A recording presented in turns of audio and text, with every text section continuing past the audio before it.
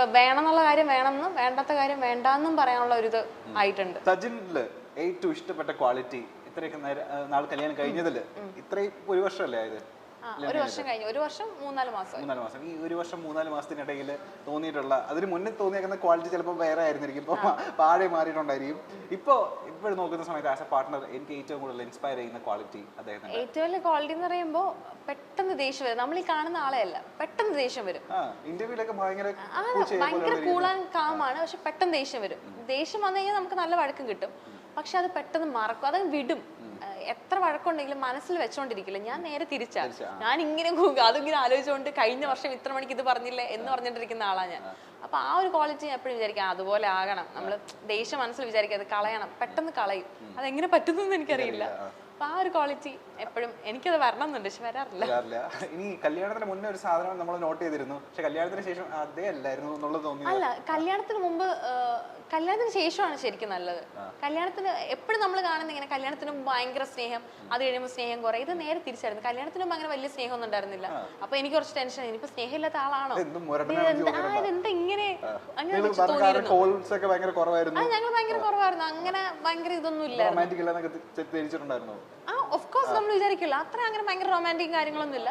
അപ്പോഴും എന്നോട് പറഞ്ഞിരുന്നു, എടി എനിക്ക് ഫോണിലൂടെ സ്നേഹിക്കാൻ എനിക്ക് വലിയ പിടുത്തമില്ല, കല്യാണം കഴിയുമ്പോൾ സെറ്റ് ആവും എന്ന് പറഞ്ഞു.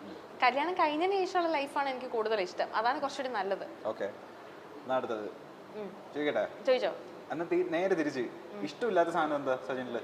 പെട്ടെന്ന് ദേഷ്യം വരും. പക്ഷേ ഈ നാട്ടുകാർ കാണുന്ന സമയത്തൊക്കെ ഇദ്ദേഹം ഭയങ്കര കൂളായിട്ട് ഈ പറഞ്ഞ പോലെ ഭയങ്കര പൂജയെ പോലെ സംസാരിക്കുന്നപ്പോ ഒരിക്കലും ചിന്തിക്കുന്നില്ല ദേഷ്യം വരുമെന്നോ? ഇല്ല, പെട്ടെന്ന് ദേഷ്യം വരും.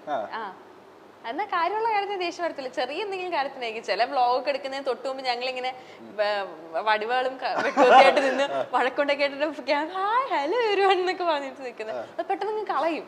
അതുകൊണ്ട് പിന്നെ കുഴപ്പമില്ല, വ്ളോഗൊക്കെ നടന്നു പോകും. അങ്ങനെ ഒരു വ്ളോഗ് പറഞ്ഞ, അതായത് തൊട്ട് മുന്നേ ഭയങ്കര അടിപൊളിയായിരുന്നു, പക്ഷെ നമ്മുടെ ഇന്റർവ്യൂവിന് ഞാൻ പറഞ്ഞില്ല ഇതിനു മുമ്പ് ഇവിടെ വന്നിട്ടുണ്ടെന്ന്, ഭീകര ഞങ്ങള് കാറിൽ വരുന്ന വഴിക്കൊരു വഴക്കാ, ഡോർ വരെ ഞാൻ അടച്ചിട്ടാണ് ഞാൻ ഇറങ്ങി വന്ന് ഇന്റർവ്യൂവിന് ഇരുന്ന് ചിരിച്ചോണ്ടിരുന്നത്.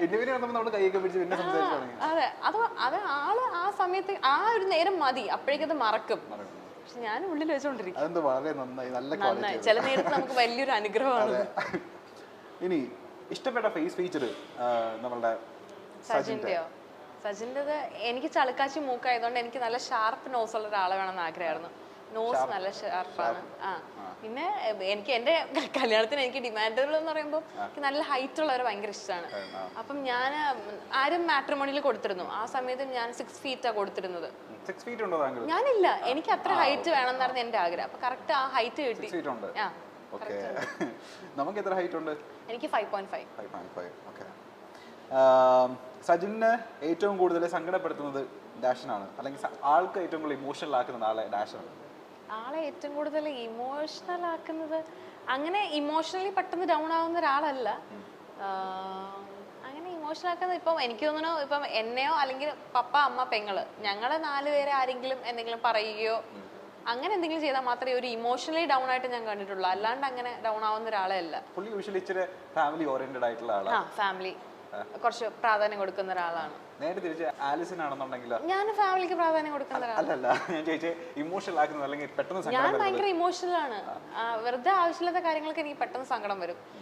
എനിക്ക് എപ്പോഴും ഏറ്റവും കൂടുതൽ ഇമോഷണൽ ആവുന്ന എനിക്ക് ഒരുപാട് സ്നേഹമുള്ള ആൾക്കാരുടെ ഭാഗത്തു നിന്ന് ഇപ്പം ഒന്ന് ദേഷ്യപ്പെട്ട എന്തെങ്കിലും പറഞ്ഞാൽ എനിക്ക് പെട്ടെന്ന് ഞാൻ ഡൗൺ ആവും. അല്ലാണ്ട് എനിക്ക് പ്രശ്നമില്ല. സജിനെ പെട്ടെന്ന് ഹാപ്പി ആക്കണം എന്നുണ്ടെങ്കിൽ ഡാഷ് ചെയ്താൽ മതി. എന്തെങ്കിലും ഗാഡ്ജറ്റോ കാറോ അങ്ങനെ എന്തെങ്കിലും വളരെ എളുപ്പം പറ്റുന്ന സാധനം, കാറോ ഒരു ഗാഡ്ജറ്റോ അങ്ങനെ എന്തെങ്കിലും സാധനം മേടിച്ചാന്ന് പറഞ്ഞാൽ മേടിച്ചു കൊടുത്തില്ലെങ്കിലും കുഴപ്പമില്ല, മേടിച്ചു തരാന്ന് പറഞ്ഞാൽ പറ്റിച്ചാൽ മതി, ഹാപ്പിയാവും. എങ്ങനെ എന്തെങ്കിലും സാധനങ്ങൾ വാങ്ങിച്ചു കൊടുത്തു നമ്മള് ഹാപ്പി ആക്കാൻ വേണ്ടിട്ട്? ഫസ്റ്റ് ബർത്ത്ഡേക്ക് ഞാൻ എന്താ കൊടുത്ത, മാക്ബുക്ക് കൊടുത്തു. സെക്കൻഡ് ബർത്ത്ഡേക്ക് ഇപ്പോ ഐപാഡ് M2 കൊടുത്തു. പണക്കാരിയാണല്ലോ. അല്ല, ഞാൻ കൊടുക്കാൻ വേണ്ടിട്ട് ഞാൻ സേവ് ചെയ്ത് വെച്ചിരുന്നു, സർപ്രൈസ് ആയിട്ട് കൊടുക്കണമെന്ന് വിചാരിച്ചിട്ട്. അതാണല്ലോ ഏറ്റവും ഇഷ്ടം. വേറെ നമ്മൾ എന്തെടുത്തിട്ട് കാര്യമില്ലല്ലോ, ഇഷ്ടമുള്ള സാധനം കൊടുക്കണ്ടേ. ഞാൻ BMW എടുത്തായിരുന്നു. കല്യാണം കഴിഞ്ഞതിന് ശേഷം യൂട്യൂബ്, കല്യാണത്തിന് ജസ്റ്റ് ഒരു 1-2 ആഴ്ചക്ക് മുൻപ് യൂട്യൂബ് തുടങ്ങി. അപ്പൊ കല്യാണം യൂട്യൂബിലൂടെ ആയിരുന്നു. അതിനുശേഷമായിരുന്നു കാർ എടുത്തത്. നിങ്ങൾ സ്വപ്നത്തിലെങ്കിലും വിചാരിച്ചു ഇത്രയും വളർച്ച ഉണ്ടാവുമെന്ന്? എന്തോ ഇത്രയും വളർച്ച ഉണ്ടാവുമെന്ന് ഇല്ല, ഞാൻ ഒരിക്കലും വിചാരിച്ചിരുന്നില്ല. ഇല്ല, ഞാൻ ഒരിക്കലും വിചാരിച്ചിരുന്നില്ല. ഇപ്പം കാറാണെങ്കിൽ പോലും എനിക്കങ്ങനെ ഇന്ന കാറ് വേണം. ഒന്നാമത്തെ എനിക്ക് കാറിനെ പറ്റുന്ന വലിയ ഐഡിയ ഇല്ലാത്തൊരു കൂട്ടത്തിലായിരുന്നു. അതുകൊണ്ട് എനിക്ക് ഇന്ന കാറ് വേണം, ലക്ഷറി ലൈഫ് വേണം, എനിക്ക് അങ്ങനെയുള്ള ആഗ്രഹങ്ങളൊന്നും ഉണ്ടായിരുന്നില്ല. പക്ഷേ എന്തോ ആ സമയത്ത് എല്ലാം ഒത്തു വന്നപ്പോൾ അങ്ങ് എടുക്കുകയായിരുന്നു. ഇപ്പോഴും അതുകൊണ്ട് എപ്പോഴും ഞാൻ ആ കാറിൽ കയറുമ്പോൾ അറിയാണ്ട് ദൈവത്തിന് നന്ദി പറയും. കാര്യം നമ്മൾ പ്രതീക്ഷിക്കുക ലൈഫിൽ ഞാൻ ആഗ്രഹിച്ചിട്ട് പോലും ഇല്ലാത്തൊരു സാധനമായിരുന്നു. അത് പെട്ടെന്ന് കിട്ടിയപ്പോൾ എൻ്റെ ഒരു വലിയ ബ്ലെസ്സിങ്ങിന്റെ ലിസ്റ്റിൽ ഒന്ന് അതാണ്.